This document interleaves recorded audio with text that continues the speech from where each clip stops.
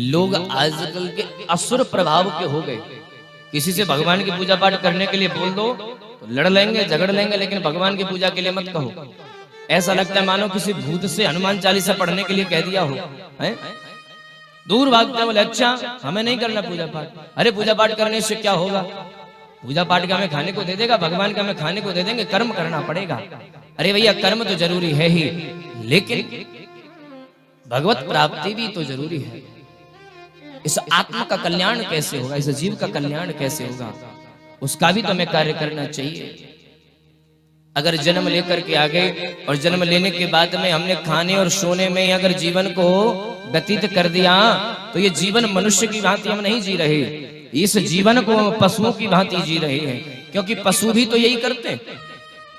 अरे भैया उन्हें जब चारा डाल दो तो खा लेते हैं और सो जाते हैं, वंश की उत्पत्ति करते हैं। यही कार्य अगर मनुष्य करने लगे तो मनुष्य में और पशुओं में भेद क्या रह जाएगा? भेद केवल एक ही है, भक्ति ही तेषाम अधिकम विशिष्टम भक्ति नहीं ना पशुभी समाना। अगर मनुष्यों के जीवन में भक्ति नहीं है, सिद्धांत नहीं है, ज्ञान नहीं है, अपने आत्म तत्व का बोध करने का ज्ञान नहीं है, तो उसका जीवन भी पशु तुल्य है। सोनकादिक ऋषि कह रहे हैं कि आने वाले समय में लोगों का जो स्वभाव है वो आसुरी स्वभाव हो जाएगा। और देखिए एक आसुरी स्वभाव तो देखने को भी मिल जाता है। असुरों के कार्य क्या होते थे? आप सब लोगों ने रामचरितमानस पढ़ी होंगी, महाभारत पढ़ी होंगी, सुनी भी होंगी। असुर क्या करते थे? बोले जब भी ऋषि मुनि भगवान का भजन करने बैठते थे, तप करने बैठते थे, यज्ञ करने बैठते थे, तो उन राक्षसों को, उन असुरों का केवल एक ही काम होता था, विघ्न डालना है। यज्ञ हुआ करते थे तो पानी डाल दिया, मांस मदिरा फेंक दी, कोई ना कोई ऐसा कार्य वो करते थे जिससे इनका यज्ञ संपन्न न हो सके। और आज भी यही होता है। तुम कोई भी अच्छा कार्य करने बैठ जाओ, भगवान का यज्ञ करने बैठ जाओ, तप करने बैठ जाओ, कथा कराने बैठ जाओ, कोई ना कोई असुर पैदा हो ही जाएगा, है? कोई ना कोई राक्षस पैदा हो ही जाएगा। फर्क बस इतना है कि पहले के समय में लंबे लंबे सींग होते थे, लंबे लंबे दांत होते थे, आज वो दिखाई नहीं देते। बोले शंकर भगवान की। हाँ, होता नहीं उनसे वो बात दूर है, लेकिन करने भी नहीं देंगे क्योंकि उन्हें ईर्ष्या है। अरे हम तो भगवान का भजन कर ही नहीं रहे, तुम भगवान का भजन करोगे, तुम मुक्त हो जाओगे, तुम्हारा कल्याण हो जाएगा। तो लोग हमसे कहेंगे देखो बगल वाला इतना भजन पूजा पाठ करता, तुम नहीं करते हो, क्या तुम राक्षस हो? तो राक्षस हमसे कोई कहे उससे पहले ही हमारे पड़ोसी की विघ्न डालो, है? ऐसे कल्याण नहीं हो।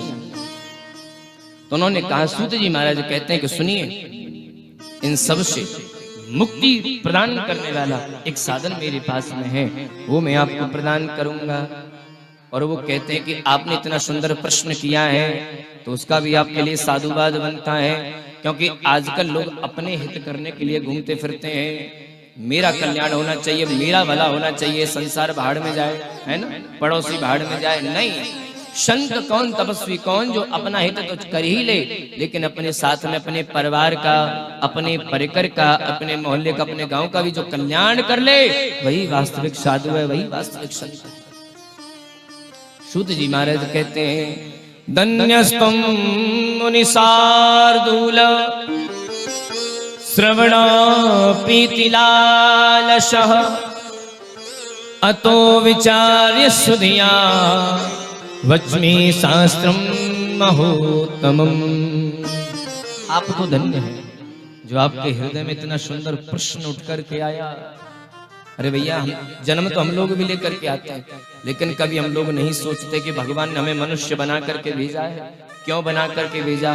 अरे भगवान हमें चाहते तो कुकर शुकर भी बना के भेज सकते थे, कहीं ना कहीं नालियों में पड़े होते, रेंग रहे होते, गलियों में भौंक रहे होते, लेकिन भगवान ने हमें क्या बना करके भेजा? मनुष्य बना करके भेजा। हमारे कर्म अच्छे थे, हमने कुछ ना कुछ अच्छा किया होगा, इसलिए भगवान ने हमें मनुष्य बना करके भेजा। और मनुष्य बनने के बाद भी हमने भगवान का भजन याचन नहीं किया, अपना कल्याण के मार्ग नहीं किया, अपना कल्याण नहीं किया, और ये विचार नहीं किया कि भगवान ने हमें मनुष्य बना करके भेजा। क्यों भेजा?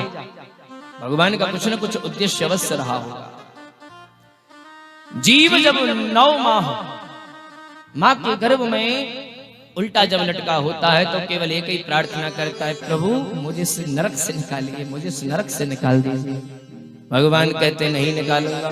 तू धरती पर जाता है, मुझे भूल जाता है। वो कहता नहीं महाराज, अब की बार तो धरती पर जाएंगे, आपका ही भजन करेंगे सबसे पहले। भगवान उसे मुक्त कर देते, लेकिन संसार में आते वो सबसे पहले भगवान को भूल जाता है। कदापि विचार नहीं, कभी विचार नहीं करता कि हम मनुष्य बन करके क्यों आए। अरे भगवान ने इतना सुंदर तन प्रदान कर दिया, बड़े बड़े, ये देवताओं के लिए भी दुर्लभ है ये मनुष्य तन। इससे हम कथा सुन सकते हैं, कथा बोल सकते हैं, भगवान के दर्शन कर सकते हैं, लेकिन फिर भी घरों में पड़े रहते हैं, चद्दर तान करके सो जाएंगे, लेकिन भगवान की कथा सुनने का समय नहीं है। पड़े रहो, पड़े रहो, जीवन भर पड़े रहोगे तो एक दिन पड़े ही रहोगे। बोले शंकर भगवान की। जो लोग भगवान की कथा को श्रवण करने का समय नहीं निकाल पाते, तो सूत जी महाराज कहते हैं, देवगण आकाश में खड़े होकर के उनको अपशब्द कहते हैं और कहते हैं हम भगवान की कथा नहीं सुन सकते, लेकिन ये मनुष्यों को ये सौभाग्य प्राप्त है कि वो भगवान की कथा सुने, परंतु फिर भी नहीं सुनते। ये श्वास लेते हुए मुर्दे के समान है।